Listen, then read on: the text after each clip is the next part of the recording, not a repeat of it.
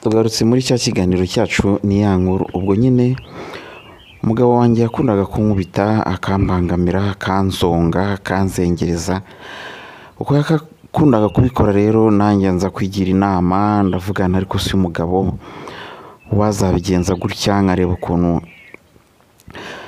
namuturisha cyangwa se nkareba ukuntu nabigenza. Nuko ndahaguruka njya kugisha inama umugore mugenzi wanjye, ariko nkaba narajyaga mwumvaho utuntu tutari twiza two gutanga imiti.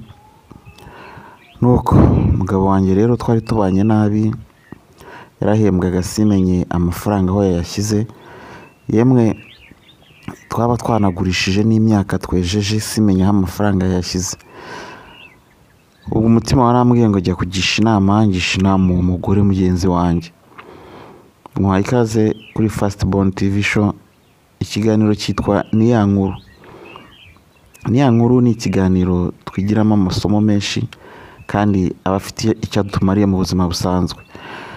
Reka dukomeze n'ikiganiro cyacu, ariko niba uri mushyashya kuri iyi channel turagusaba gukora subscribe, ugakora like, kuko aricyo gihembo tuba tugutegerejeho. Kandi niba warabikoze Imana iguha umugisha. Wowe urasabwa gukora like gusa kugira ngo iyi nkuru utwereke ko yagushimishije kandi wayigiyemo byinshi. Reka dukomeze n'inkuru yacu. Uko nakegereye mugenzi wanjye mugisha inama, mubwira ikibazo mfitanye n'umugabo wanjye, nawe yarabyumvise aniga amatwi rwose. Arangije arambwira ati ibyo byoroshye, humura, ibyo ndabigukurikiranira kandi biroroshye. Ndaza kukuzanira akabazi. Ndamuzanira akabazi nagaki. Arambwira ati akabazi ni umuti, tari kuzikuriye igicucu. Ati akabazi ni umuti.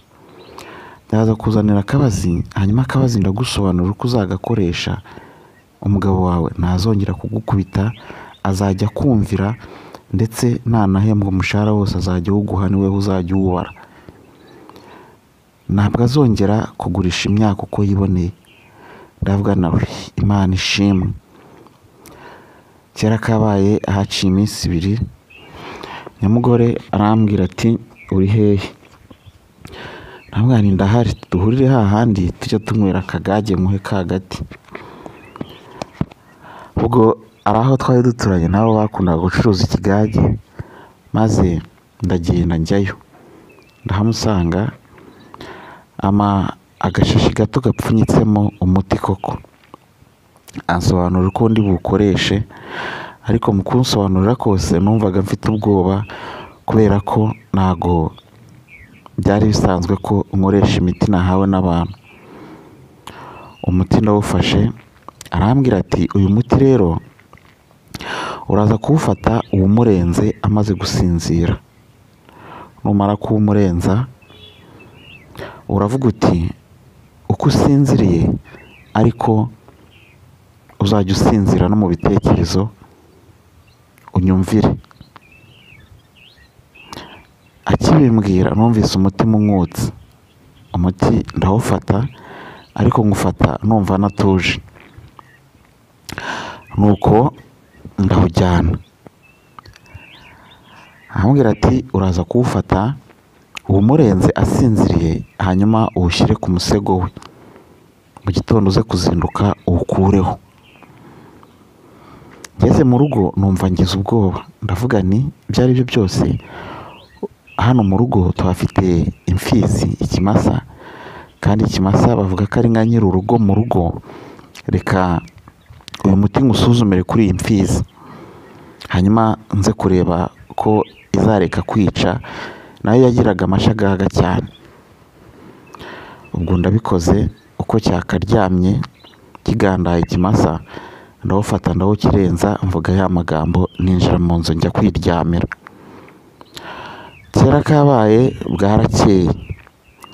Bukeye mu gitondo njya kureba cya kimasa. Amaso yanjye ibyo yabonye sinabona uko mbisobanura.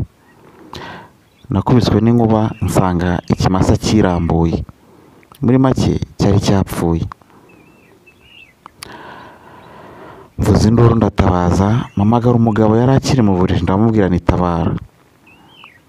Araza, ahageze abona ikimasa cyacu cyapfuye cyashizemo umwuka.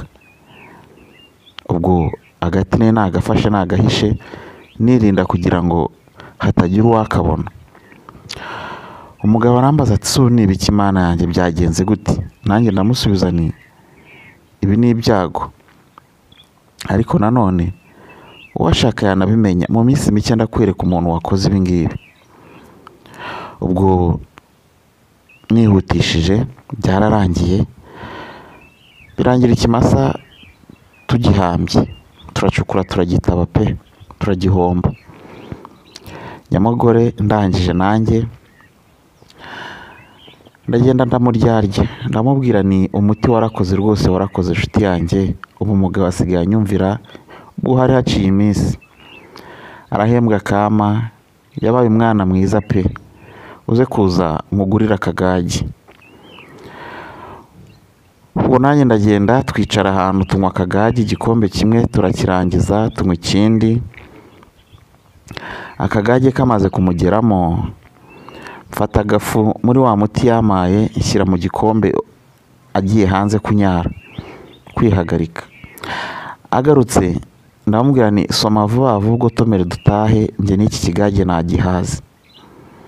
Aragotomera nuko turataha. Sinashaka ko dutinda aho ngaho kuko nari mfite ubwoba bw'uwo muti ko wamugaragurira aho ngaho. Twaratashye, tugeze mu rugo nigira mu turimo twanjye, ngiye kumva numva baramuruje ngo arahwereye. Ndavuga ni urwishigishiye ararusoma.